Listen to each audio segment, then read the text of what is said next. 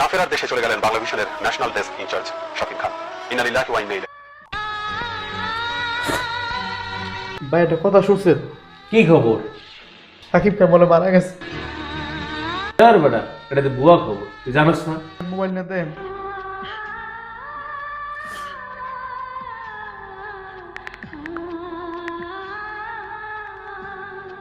না ফেরার দেশে চলে গেলেন বাংলা ভিশনের ন্যাশনাল ডেস্ক ইনচার্জ শাকিব খান।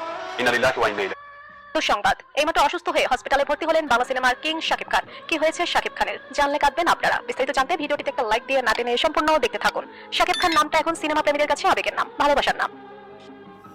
এইমাত্র গুরুতর অসুস্থ হয়ে নায়ক শাকিব খানের মা হাসপাতালে ভর্তি। কি হয়েছে শাকিব খানের মায়ের?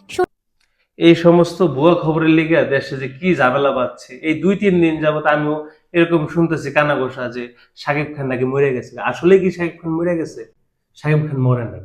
এটা হলো সম্পূর্ণ হলুদ সাংবাদিক এবং ভিউ পাওয়ার লোকে এই গুজব ছড়ায় মানুষ ভিউ পাওয়ার জন্য যা মন চায় তাই হইতেছে। বুঝছস বিষয়টা? তাহলে ভাই কি আসলে মরে নাই? শাকিব খান মরে নাই।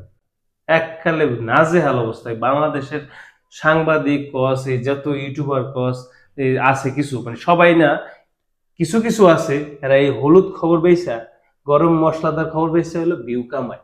বুঝছো? এই হলো কাহিনী।